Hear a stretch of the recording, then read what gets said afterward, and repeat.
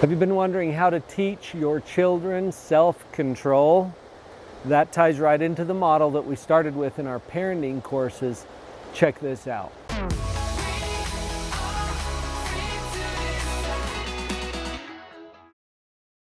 Anytime we're talking about control, we go back to this model that we've talked about in other videos. Remember the one we did on positive parenting, teaching kids responsibility? You can link to that one right up here. That will give you another overview of this model. As a quick review, we plot control against maturity. Control means self-control, basically, or control over your own life. It goes from 0 down here at the bottom of the scale to 100% up here at the top of the scale. So you can have all of the control, none of the control, or somewhere in between. Usually it's somewhere in between.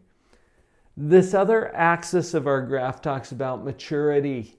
Not just how old you are, but how grown up you are determines how much control you get to have. One of the most common ways we think about maturity is age. So if we start at birth over here on this side, how much control do you have over your own life at birth? Hardly any. So we'll put a dot down here in this corner. How about as an adult at this other end of the maturity spectrum? How much control do you have over your own life? I know there's some fine print, but when I ask teenagers this question, how much control do the adults have? Oh, they're quick to answer. All of it, 100%. So let's go with their theory for just a minute and put the control way up here on the other end of the maturity spectrum. As we increase in maturity, we get to have more and more control over our life. This part under the line is self-control. This part over the line is the part that others take in our life. What others? Somebody has to be in control, and there's a lineup for who gets to be in control. And it goes in this order. First, self. Self always has first crack at the control. Now this is true for you. It's also true for your kids. Self is first in line. Now who's second? For your kids, this is really obvious. It's the parents. Parents are second in line to take control. When you become old enough, this one is no longer relevant. Because if you're an adult, your parents don't get to have control over you anymore. Oh, they might try from time to time, but they don't have the authority to take control over your life anymore. For minor kids, parents are second in line. Who's third? You know, I get a lot of answers like, well, friends or, other family or whatever.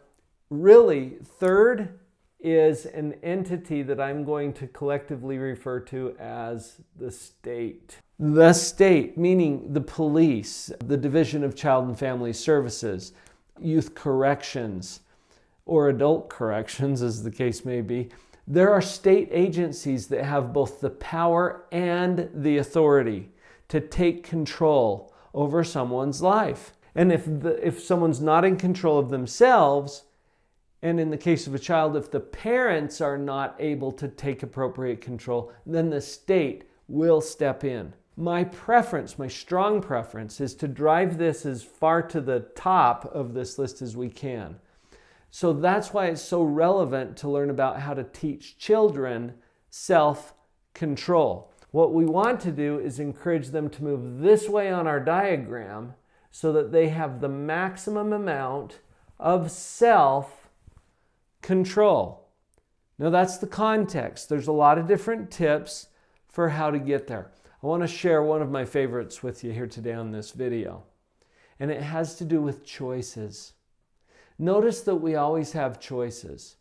And our kids always have a choice as to whether they're going to cooperate or not, don't they? Yes, no matter what choices you give them, they always have the choice to cooperate or not. In that earlier video, we divided this graph into 3 chunks. Do you remember the 3 stages of maturity? And we refer to that in our parenting audio program as well.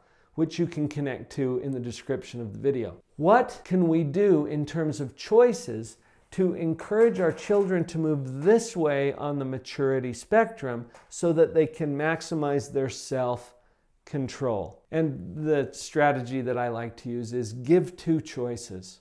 Always give your kids 2 choices. Now you can give them more, but that tends to complicate things. So why do I pick 2? I think 2 is a really clear dichotomy that helps to set up what we're trying to accomplish here. You want to make sure that you as a parent are okay with both choices. Not one of them, both of them. Why? Because if you give your kids 2 choices, you're okay with one, you're not okay with the other one, which one are they going to pick? They have this uncanny ability to focus in on the thing that maybe you didn't want them to do. So we're going to avoid that altogether by giving them 2 choices. You're okay with both of them, and you control one of them. You control one of them. That choice becomes the default choice. You see where we're going with this?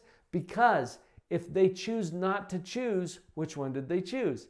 Well, the one that you control. That one is default. So we're eliminating the possibility that they're going to choose door number 3 and just try to bypass your whole system. There's always a default, and you control that one. Now, going back to our model, what we're trying to do is show our children that the best possible outcomes for them have to do with their exercise of self-control. They don't really want to pick the one that you control. So let me give you an example. You've got a teenage daughter whose room looks like a hurricane came through. All right? So you approach her with 2 choices. You're okay with either one. Sweetie, you can clean your room yourself by 6 o'clock to my satisfaction. I always like to add that. Put a timeline on it and a criterion. Okay, by 6 o'clock to my satisfaction. Or, here's the other choice. I'd be happy to clean it for you if you'd rather. Now, do you see that I'm smiling a little bit? I've raised my eyebrows just a touch. This sends a message to you, doesn't it? That somehow I know something that maybe you ought to be thinking about right now. Yeah, think versus fight. We want our kids thinking, not fighting. And I want her to take self-control. But I've offered a second choice where I will control some things about the outcome. She's not going to like that as well. Because if I clean her room, she might have a hard time finding her stuff in the future because I'm going to clean it up really well, right? Or she might not like the way I put things away because she's used to finding things in a certain place. You get where I'm going with this. So, sweetie, you can clean the room by yourself, on your own, by 6 o'clock to my satisfaction, or I'd be happy to clean it for you. Either way is okay with me. Now I'm out as a parent. She gets to think about, wait a minute, do I want to take this control myself? Or am I going to wait for Dad to take the control for me, which leaves her much less control and less favorable outcomes? In this way, our kids learn that taking a higher level of self-control actually results in much more favorable outcomes for them. And this is the training that helps them to apply that in all aspects of life, not just cleaning their room. Hey, if you're liking what you hear, my wife and I have collaborated to put together a course just for you. It's an audio course that covers this and a whole bunch of other topics that will really interest you as a parent. Check it out in the description below.